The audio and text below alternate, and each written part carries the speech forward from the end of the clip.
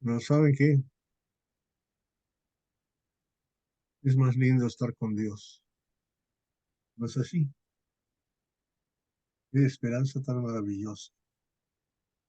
Qué bello. Esta carta de 1 Corintios, que ya estamos en la recta final, está escrita a una iglesia realmente que estaba en problemas grandes porque no creía, simple y llanamente no creía en el final, en la recompensa, en el premio, en el llamamiento de Dios, una vida eterna con Él.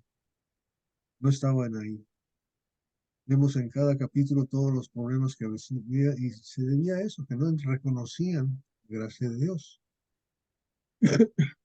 Y la carta empieza en 1 Corintios, en el capítulo 1, dándole precisamente la gracia de Dios. Dice del versículo 4 al 9, siempre doy gracias a mi Dios por ustedes, por la gracia de Dios que les fue dada en Cristo Jesús, porque en todos ustedes fueron enriquecidos en Él, en toda palabra y en todo conocimiento, así como el testimonio acerca de Cristo que fue confirmado en ustedes, de manera que nada les falta ningún don, esperando ansiosamente la revelación de nuestro Señor Jesucristo. Él también los confirmará hasta el fin, para que sean irreprensibles en el día de nuestro Señor Jesucristo. Y Él es Dios, de quien fueron llamados a la comunión con su Hijo Jesucristo nuestro Señor. Y en el capítulo 2, o sea, recuerdan cuando Él dice, en el versículo 3, estuve entre ustedes con debilidad, con mucho temblor, mi mensaje y mi predicación no fueron con palabras persuasivas de sabiduría, sino con demostración del Espíritu y de poder. Y dice en el versículo 2, porque nada me propuse saber entre ustedes excepto a Jesucristo y este crucificado. Era necesario entender que Cristo estaba muerto para poder entender la resurrección. No podría explicarse la resurrección si no hubiera muerte antes. Y ahí lo está dando los elementos de que tiene que tener la fe de estas gentes. Y claro, eso es el Evangelio. El Evangelio se trata de eso. En el mismo capítulo 3 les dice que el problema que tiene con ellos es que son carnales. Aún son carnales, viendo celos y discusiones entre ustedes, no son carnales. Carnales quiere decir que no están reconociendo la gracia del Espíritu de Dios, no lo tienen y no lo ven. Y les recuerda en ese mismo, en el capítulo 2, que han recibido el Espíritu está en ellos. En el capítulo 3, en el versículo 16, les dice lo mismo. No saben ustedes, son templo de Dios y el Espíritu de Dios habita en ustedes. Y la protección, Dios nos está cuidando para poder llevarnos a ese nivel, ¿verdad? Y sigue hablando de la función de Dios, de la gracia de Dios en nosotros. Al mismo tiempo, como somos carnales, nos tiene que hablar en forma carnal, que es en forma de obras de lo que tenemos que hacer, va corrigiendo esas obras, diciendo qué debemos de hacer, aunque no lo entendamos ni siquiera el por qué, porque lo que Dios quiere es que preparemos el corazón para hacer lo que Él quiere que hacer. Y la preparación del corazón tiene que ver con adquirir la fe. ¿Verdad? Se refiere a una cantidad de pecados que hay, ¿no? Entre ellos en el capítulo 11, ¿verdad? Inclusive se emborrachaban durante la cena del Señor. ¿Y la cena del Señor para qué era? ¿Se acuerdan? Para celebrar precisamente la muerte de Cristo Jesús en la cruz y su próxima venida. Vamos a cantar. Entendimos lo que cantamos. Qué bonitos esos dos cantos. Que Dios bendiga a aquellos que la escribieron, porque de verdad esas palabras son palabras de ánimo. Esta gente necesitaba escuchar eso. Necesitaba saber de qué se trataba, ¿no? Nos habla el capítulo 12 de todo lo que el Espíritu Santo nos da a nosotros como herramientas para poder operar y hacer las cosas que Dios quiere que hagamos. Y encima de todos los dones que nos da está el don del amor, ¿no? Desde el principio de la Biblia nos está diciendo los resultados de no haber amor. Luego nos habla del amor en el capítulo 4, en el capítulo 9, en el capítulo 10 y ahora en el 13 nos da la tesis de lo que es el amor, ¿no? Eh, a partir del capítulo 11 hasta el final de la carta, está hablando principalmente de las obras que se hacen cuando estamos reunidos como asamblea. Por eso aparece ahí todas las cosas que se tienen que hacer con toda propiedad. ¿Y saben por qué? Porque la iglesia de Cristo se define no por su nombre, no por una pancarta, no porque está en un edificio, no por, se define por su doctrina, se define por su adoración. Cómo adoramos a Dios. Eso es lo que estamos celebrando. ¿Ah? Entonces el capítulo 14 lo aclara bastante bien para que entendamos lo que tenemos que hacer. El apóstol Pablo tiene una labor tremenda. Y llegamos al capítulo 15. Y en el capítulo 15 el problema que tenían era gravísimo. Pues que algunos no creían en la resurrección. O sea, no creían en el Evangelio. Entonces, hay gentes que se supone que son cristianos, que recibieron el Evangelio, que obedecieron el Evangelio, entre comillas, se les tiene que predicar el Evangelio. Visto que en el libro de los Romanos, Pablo le dice que tiene ansias por llegar a quienes. Está hablando de cristianos que están en Roma, que son de origen gentil o de origen hebreo. ¿Y qué es lo que quiere hacer con ellos? Predicarles el Evangelio. Romanos 1, 15, 16, 17. Pues aquí les predica el Evangelio. Y dice la palabra, ahora os hago saber, hermanos, el Evangelio que les prediqué. Bueno, ustedes recibieron, en el cual también están firmes. No tan firmes, debían estar firmes. Por lo cual también son salvos. Dice bien, excepción, firmeza para salvación. Excepción, firmeza para salvación. Los que oyeron la palabra, recibieron la palabra, se bautizaron aquel día como 3000, perseveraban iglesia, en la doctrina de los apóstoles, en otros, en las oraciones. Terminaron. Porque yo los entregué en primer lugar lo mismo que recibí, que Cristo murió por nuestros pecados. No nos olvidemos de estas cosas. Y se nos dice por enésima vez, eso es lo que necesitamos en nuestra mente. Nuestra mente que nos falla a cada rato. Necesitamos recordar esto, que si nos olvidamos de todo lo demás, no importa, pero esto sí debemos de recordar. Que Cristo, vista su gracia, murió por nuestros pecados. No murió por ser malo, no murió por en vano. No fue en vano. Su muerte, su sacrificio, fue específicamente por nuestros pecados. Tanto por nuestra culpa como para poder absolvernos de esa culpa. Conforme a las Escrituras, que fue sepultado y que resucitó el tercer día, conforme a las Escrituras. Otra cosa que es tremendamente importante. Por eso estudiamos las Escrituras, porque nos damos cuenta todo lo que Dios ha prometido, por excepción de su segunda venida, que todavía no ha llegado otra vez. Con excepción de eso, todo lo que Él nos ha dicho a sus conforme a las Escrituras.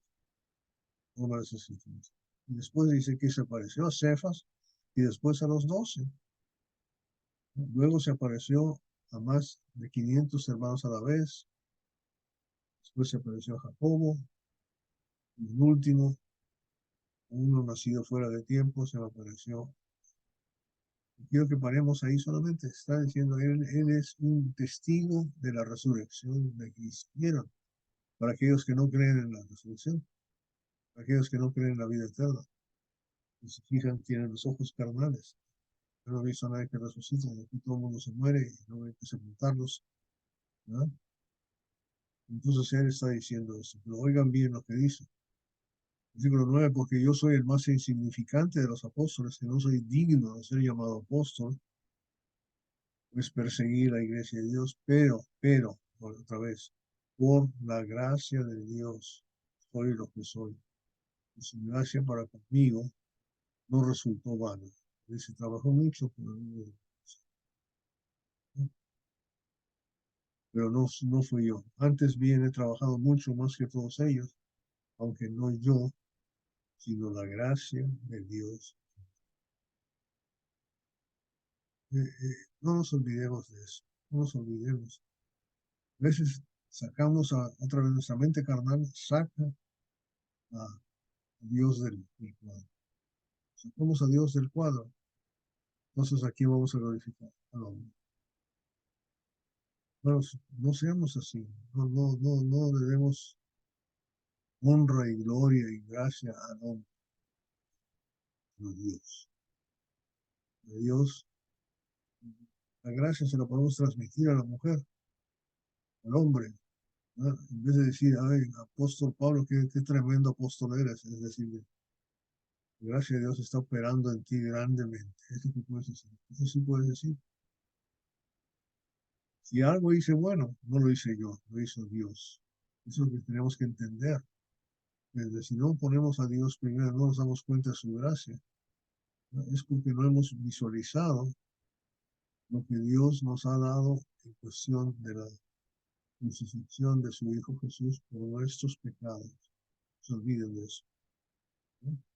Entonces da la tesis después de eso de si Cristo no ha resucitado, no hacemos nada, no estamos perdiendo el tiempo profundamente. Pero el versículo 20, otra vez parte del Evangelio clarísimo, pero ahora Cristo ha resucitado entre los muertos, primicias de los que durmieron, primicias de los que durmieron. Entonces, esa aceptación la desarrolla todo este siguiente parte, ¿verdad? Y entonces uno él se hace la pregunta como le haría una persona carnal. Versículo 35, pero alguien dirá, ¿cómo resucitarán los muertos? Es una pregunta que muchos se hacen, les encanta que nos hablen de lo que va a pasar después de que se muera. ¿Qué va a pasar? Porque están tristes, vemos aquí tanta gente sufriendo, muriendo, las guerras, las violencias, las enfermedades. Contesta Pablo a través de la gracia de Cristo, necio, lo que tú siembras no llega a tener vida sino antes muere. O sea, lo vives con tus mismas cosas que tú ves. Si siembras, no siembras el cuerpo que nacerá, sino el grano desnudo, quizá de trigo o de alguna otra especie, pero Dios le da un cuerpo como Él quiso y cada semilla su cuerpo. Entonces, él dice, el 42 dice, así también la resurrección de los muertos. Se siembra en cuerpo corruptible, se resucita en cuerpo incorruptible. Se siembra en deshonra, se resucita en gloria. Se siembra en debilidad, se resucita en poder. Se siembra un cuerpo natural, se resucita un cuerpo espiritual. Si hay cuerpo natural, hay también un cuerpo espiritual. Piensen en eso, ¿no? Cuando nosotros se muere una persona, en el mejor de los casos, tenemos una caja de pino donde lo ponemos con su almohadita y sus bolsas para que esté como si estuviera vivo. Y lo ponemos toda clase de cosas en la cara para que se vea mejor, y le ponemos hasta por maquillaje, ¿no? Debemos conservar lo que no sirve para nada. Esa es la tradición que tenemos. Y lo que nos estamos haciendo en realidad es alejándonos de las cosas asquerosas. Se va a descomponer, quede ya, María, quede ya el cuerpo de Lázaro. 4 días está ahí adentro, ¿no? Así también está escrito, versículo 45, el primer hombre Adán fue hecho alma viviente, el segundo Adán espíritu que da vida. Sin embargo, el espiritual no es primero, sino el natural, luego el espiritual. El primer hombre es de la tierra, terrenal, que somos nosotros, y el segundo es del cielo. Como es el terrenal, así también los terrenales. Como el celestial, así también los que son celestiales, ¿verdad? Y tal como hemos traído la imagen del terrenal, traeremos también la imagen del celestial. ¿Cuál quieres? ¿Con quién quieres estar? ¿Con el terrenal que se está pudriendo? ¿Quieres estar con el espiritual que está eternamente bello por la gracia de Dios? Esto digo, hermanos, que la carne y la sangre no pueden heredar el reino. y lo que se corrompe hereda lo incorruptible. Así que les digo un misterio, no todos dormiremos, pero todos seremos transformados en un momento, un abrir y cerrar de ojos, a la trompeta final. Y la trompeta sonará y los muertos resucitarán incorruptibles y nosotros seremos transformados. Qué maravilla, ¿no? En el versículo anterior aquí, el versículo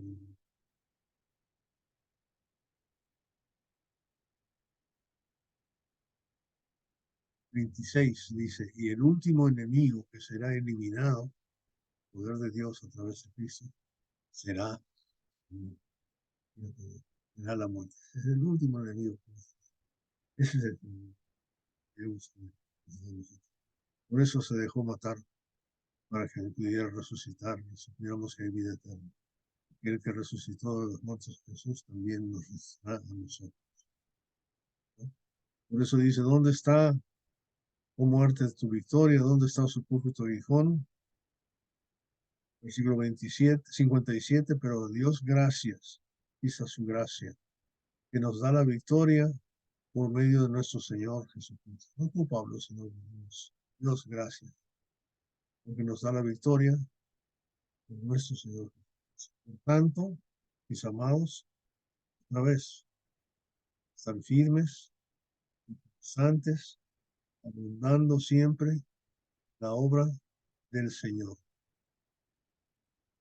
no tuyo, del Señor, sabiendo que su trabajo en el Señor no es en vano.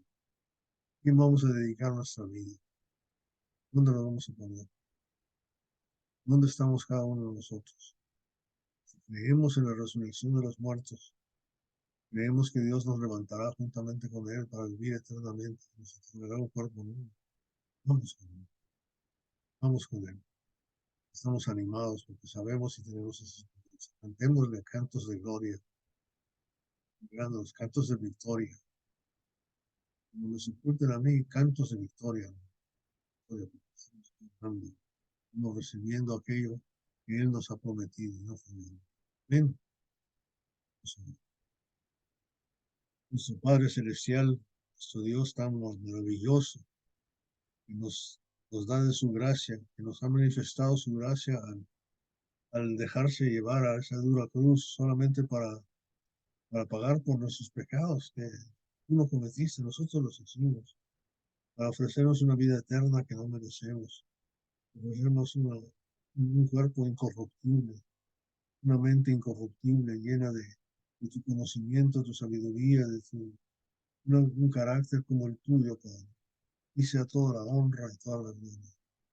Ayúdanos, Padre, a mantenernos firmes en este mundo lleno de tristezas y de violencia y de odios y de rencillas. No permitas que eso dirija nuestra vida, sino al revés, Padre. Tú eres, que tú seas el que controle, maneja toda nuestra vida por el resto de nuestra vida.